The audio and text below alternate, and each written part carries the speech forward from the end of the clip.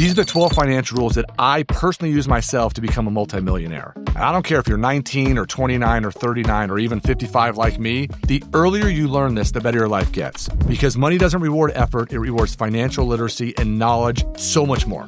I've been in real estate for over 25 years. I have a degree in finance and economics, and I've watched people build real wealth, and I've watched other people bury themselves financially. It almost always comes down to these same 12 money rules. Number one, invest early. Compounding is the cheat code.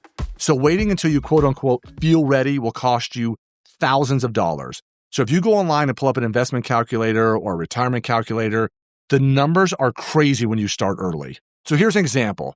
If you start at 20 years old and you invest literally just $100 a month in the stock market and earn an average of 10% returns, which is what the average has been over the last 50 years, you'll have over $1 million when you're 65 years old.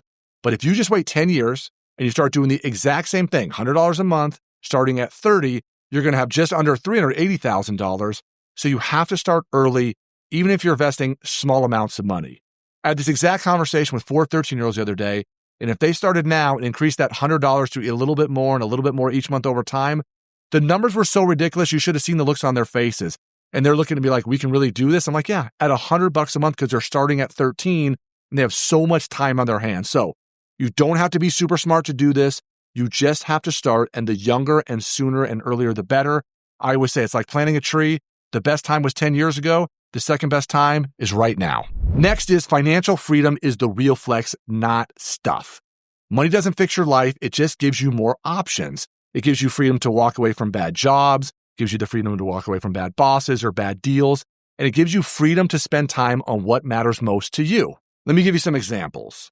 Because I've gotten to the point in my life where I have financial freedom, I'm able to say no to business opportunities I'm not interested. I'm able to say no to clients that I really don't want to work with. And I didn't have to say yes to things that I didn't love to do. I've been able to take real vacations and stay in places I never thought I'd be able to afford. And I was able to be present where I was with my family because I wasn't in some desperate financial situation. And that's what the whole point of building up wealth to me is really trying to buy is time and freedom. And I always say happiness is built and freedom is bought. So money can't buy happiness, but it sure as hell can buy freedom. Next is kill your debt. It just traps your future. Debt looks harmless at first, right?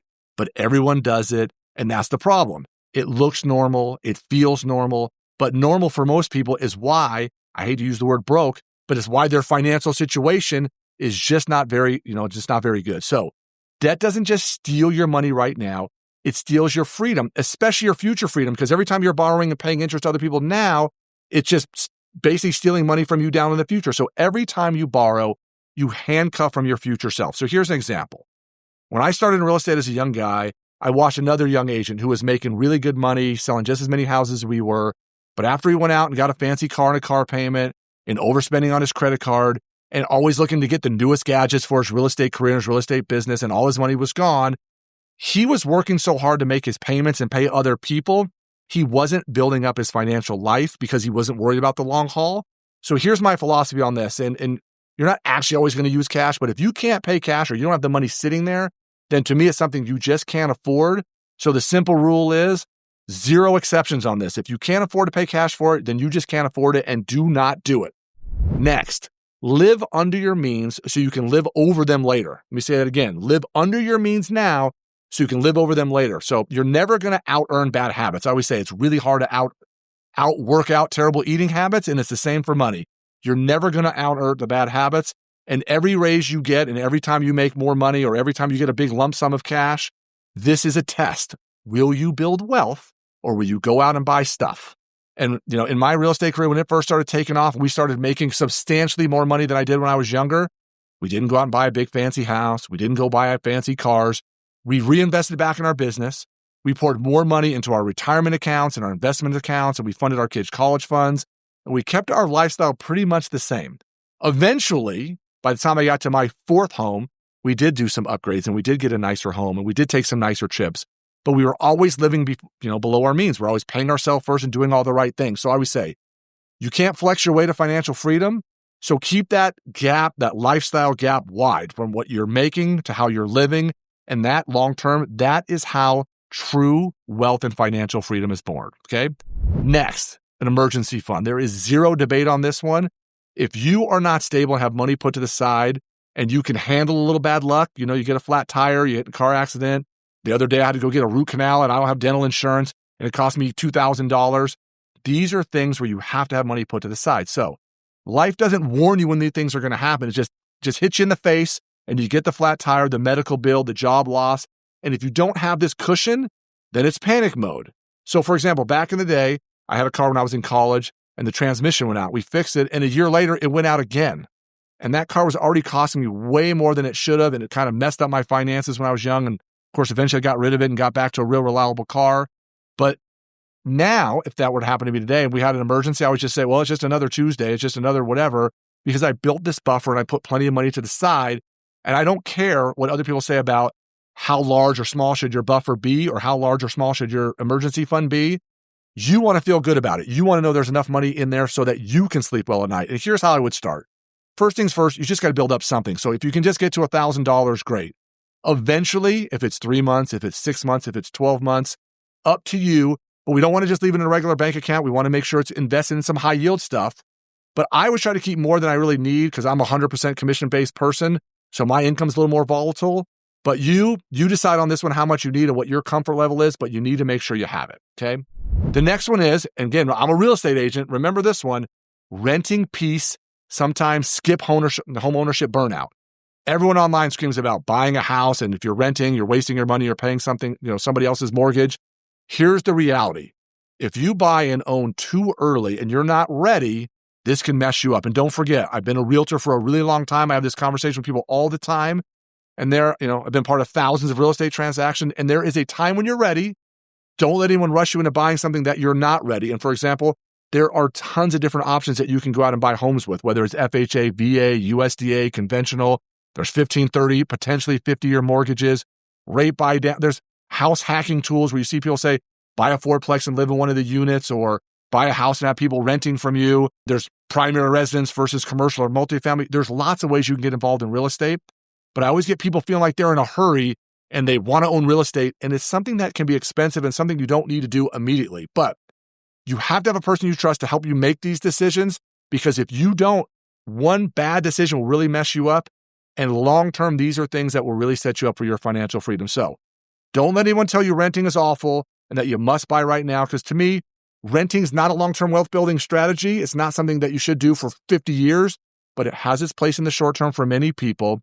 And renting will help you build your financial stability. It isn't losing, it's leveling up. So just know there's a time and place for it, and don't let anyone talk you out of it, not even a real estate agent, okay? The next one, pay yourself first, fun money comes after. So wealthy people, we flip the script, right?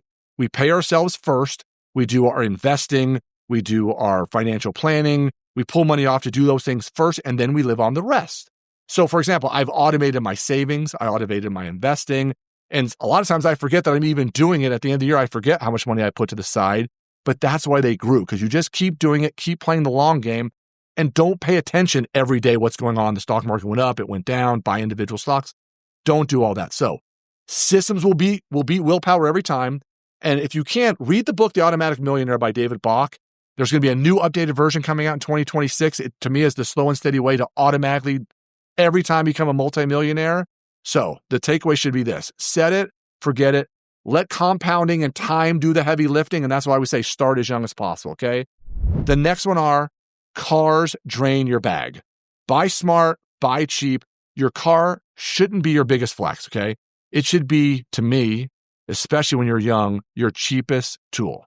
The stats will tell you the average car payment is around $750 a month. That's literally $9,000 a year. And to me, that is absolutely crazy. And I was dealing with a guy in my office the other day at a $1,250 car payment. So I've seen crazy things.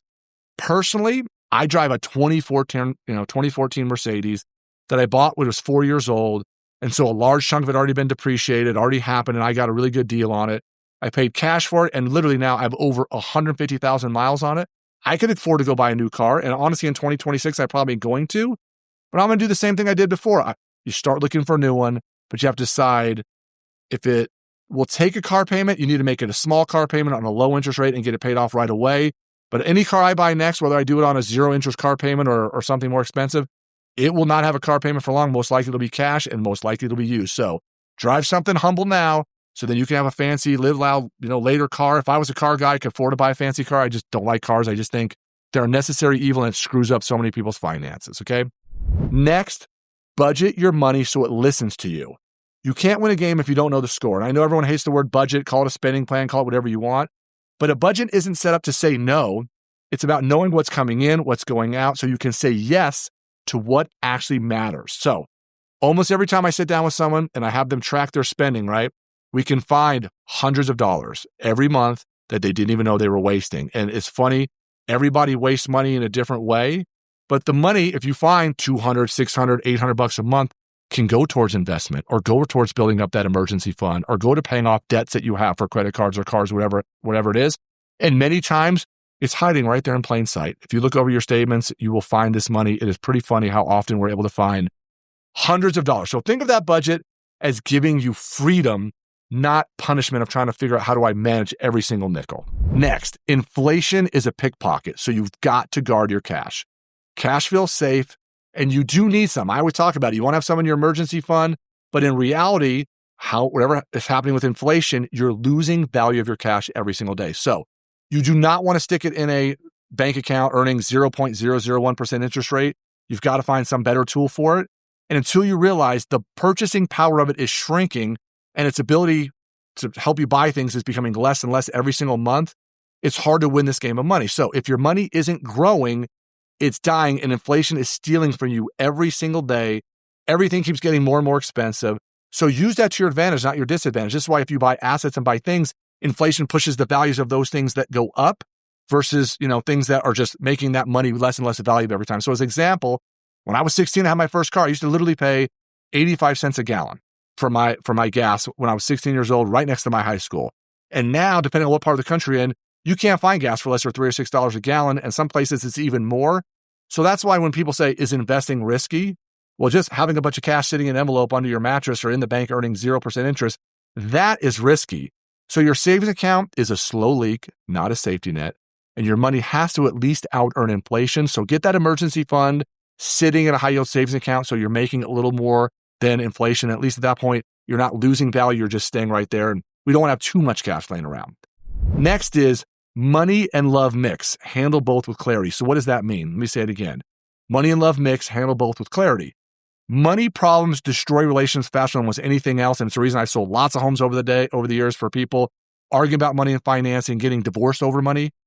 And I've seen this way too often. So whoever you share money with, you got to talk about money early. You got to talk about it honestly. And whether it's with your spouse, your friends, your partner, your coworker, it's something that people, for whatever reason, hesitate to talk about, but you've got to talk about it. And I've seen many couples that make $200,000 a year together still fighting about money. And I've seen other couples that make 60 grand thriving because they're doing all the things that we're talking about in this video and they're communicating. So financial peace creates relationship peace. And it's something you absolutely have to talk about. And the last one here is wealth is a slow build, so be patient. Everyone online is talking about the results. They're showing you how they got to the finish line, and they never talk about the process of how they got there. And to be honest with you, for someone who's now multimillionaire in my 50s, real wealth is boring, it's repetitive, it's slow, it's consistent. And my best friend, we both have degrees in finance and economics, and we've been saying forever, be the tortoise, not the hare. What does that even mean? Tortoises move slow, hares move really fast, and we all know people that bought a stock or got in Bitcoin or did crypto or did whatever and got rich really quick, and then they lost it just as fast. So, for example, I have an office building which we built 14 years ago, and we built it because at the time it was cheaper than renting, a lot cheaper than renting the same size space. And now 14 years later, it's 100% paid off. It's worth roughly $1 million more than we paid for it back then. And there was a time when compounding and patience and being willing to take these smart risks are the smart thing to do. But at the time, it felt very scary. It felt like, oh my God, what are we doing? So just know, consistency beats brilliance. The boring stuff, long, slow, steady, will make you rich. And so you just need to be patient with all of this, okay? So let's wrap this up. You don't have to master all 12 of these today. Start with one, learn it, live it, then move on to the next. And the earlier you learn these, the easier life becomes. The later when you learn them, the harder it gets. And I promise you, from someone who's been doing this for the last 30 years, It's amazing how this slow and steady thing works really well. So if this is hitting you right in the face, hit subscribe, share it with someone who needs a wake-up call, and remember, the goal isn't to get rich quick, it's to never be broke again.